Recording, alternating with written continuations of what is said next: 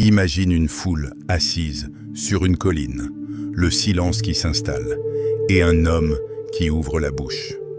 Ces paroles ne ressemblent à rien de ce que le monde connaît. Ce jour-là, Jésus ne donne pas un simple discours. Il annonce une nouvelle manière de voir la vie, une révolution spirituelle. Ce message, connu sous le nom des Béatitudes, peut transformer ton cœur aujourd'hui. Avant de plonger dans ces paroles puissantes, je t'invite à t'abonner. Ici, nous explorons la Bible pour y trouver des vérités simples, mais profondes, qui fortifient la foi. Active la cloche de notification pour ne rien manquer et marchons ensemble à la lumière de la parole. Découvrons comment Jésus commence son enseignement sur cette montagne, dans Matthieu 5, versets 1 à 4. Voyant la foule, Jésus monta sur la montagne, et après qu'il se fut assis, ses disciples s'approchèrent de lui. Puis, ayant ouvert la bouche, il les enseigna et dit : « Heureux les pauvres en esprit, car le royaume des cieux est à eux. Heureux les affligés, car ils seront consolés. » Quelle entrée étonnante pour définir le vrai bonheur. Le monde dit « Heureux ceux qui possèdent, ceux qui brillent, ceux qui n'ont besoin de rien. » Mais Jésus commence en disant « Heureux les pauvres en esprit, heureux les affligés. » C'est une logique inversée. Le bonheur n'est pas dans la richesse ni dans l'absence de larmes, mais dans la dépendance à Dieu et dans la consolation qu'il promet. Cela veut dire que même dans tes moments de faiblesse, de manque ou de tristesse, le ciel n'est pas fermé. Il est ouvert pour toi. Continuons et voyons comment Jésus élargit cette vision du bonheur dans les versets 5 à 9. Heureux les débonnaires, car ils hériteront la terre. Heureux ceux qui ont faim et soif de la justice, car ils seront rassasiés.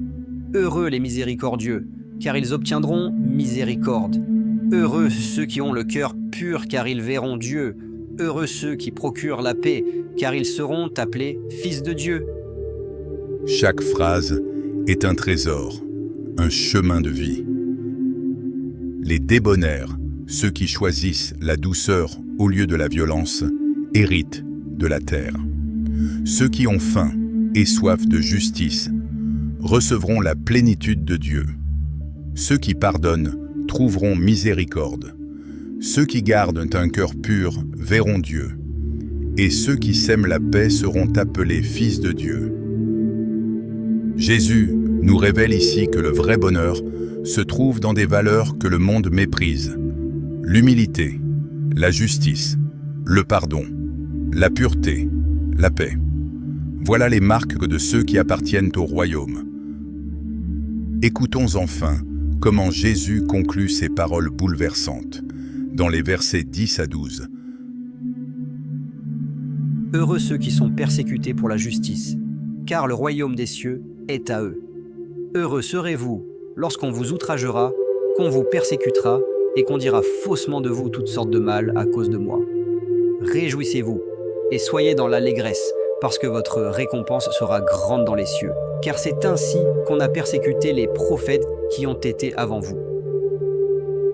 Voilà le sommet des béatitudes. Même la souffrance peut devenir une source de joie éternelle. Jésus ne promet pas une vie facile. Il dit même que la persécution fera partie du chemin. Mais il promet aussi une récompense immense dans les cieux. Quand tu es rejeté à cause de ta foi, tu n'es pas seul.